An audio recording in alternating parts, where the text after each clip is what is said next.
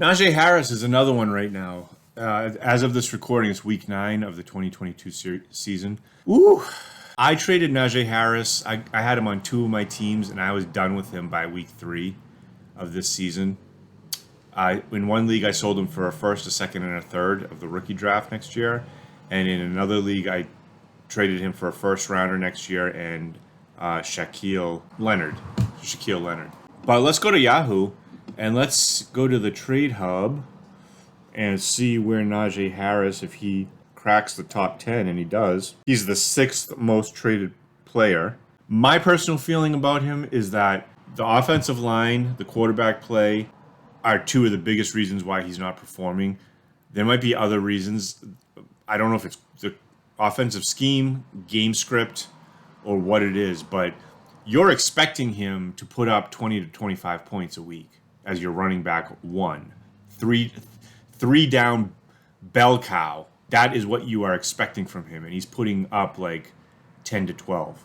Maybe I'll be surprised like I was with Jonathan Taylor.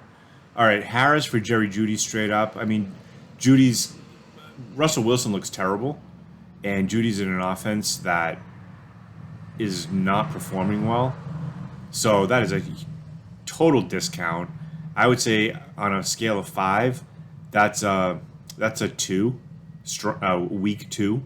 Harris for DeAndre Swift straight up. That's pretty good. I would say that's probably a 4 because I think Swift is utilized more in his offense the way that he should be utilized. The problem with Swift is that Jamal Williams hawks his goal line grabs.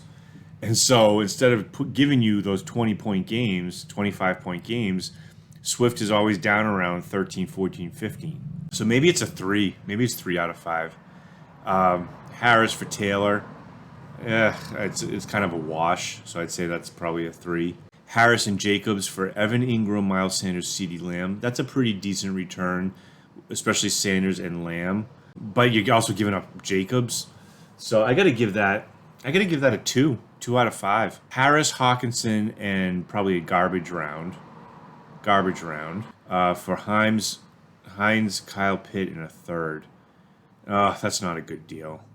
I'd say that's a 2 out of 5. Kyle Pitts is on a terrible team that's run committed, and he just doesn't have a good quarterback, and they don't have a good offensive line, and they don't have good coaching.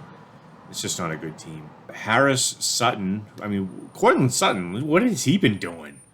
I haven't heard about him all year, and I haven't seen any highlights from him for like 5 weeks straight. All right, Devontae Smith is another one. For A.J. Brown and Jamar Chase. Okay, so this dude made out. This is a 5 out of 5 return for Harris at this stage. Harris for Smith-Schuster, I give that a 3 out of 5. It's kind of a wash. Harris for Aaron Jones, that's about a 3. Jones is so inconsistent week in and week out, and now he's hurt. Harris, Lockett, Dillon, okay, for A.J. Brown. That's a pretty good deal. I like that deal right there. I give that a 5 out of 5 for both sides. That was a nice deal for both sides. Whoever made that trade, congratulations. That was well done. Harris and Freiermuth for Prescott. Now, if you're in a 2 QB league or Superflex, I would give the edge to the Prescott. That's a great return. I'd say that's a 4 out of 5 return for those two. Harris and Kirk for Amari Cooper. Again, I give that about a 4 out of 5 for the person giving up Harris. That's a good return for him. Harris for Tua. In a 2 QB league, that's like a 5 out of 5. And then Najee Harris for CeeDee Lamb, that's about a 5 out of 5. That's a good return. Harris and Edwards for Jonathan Taylor, it's 3 out of 5. It's kind of a wash. For Jeff Wilson, that's like a 2 out of 5. I mean, the guy, I don't know. Like, you're hoping that maybe Mostert gets injured and Wilson has the job.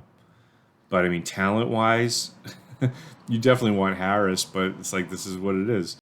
Harris, Cooper, Burrow for Samuel, Eckler, Herbert. Oh, I would much rather have.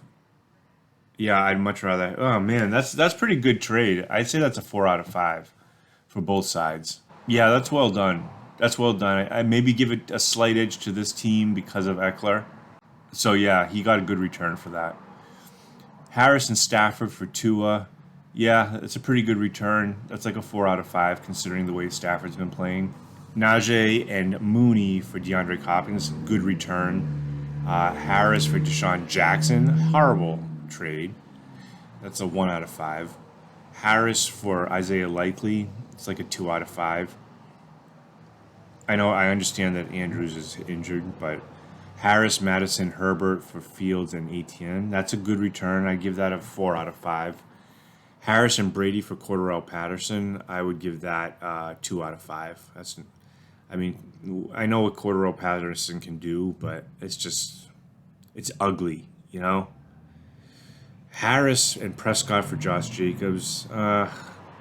Give that like a weak 3, a strong 2 out of 5.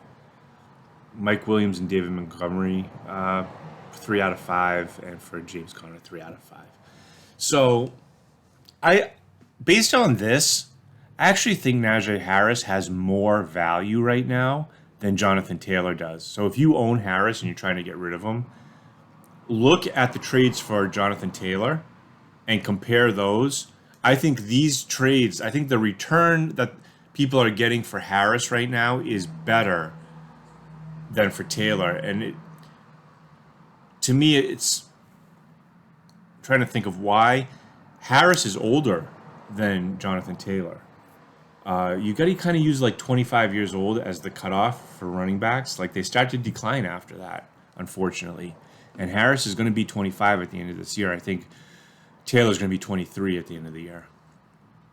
So maybe they're looking at the coaching, they're looking at the team offense, and it just seems like a more complete offense, better quarterback slightly with Pickett. Well, Pickett's definitely better than Ellinger. So if you want to trade him, you probably could get some decent value based on these trades. Let me know what you think in the comments below. Thank you for watching. I'll see you in the next one.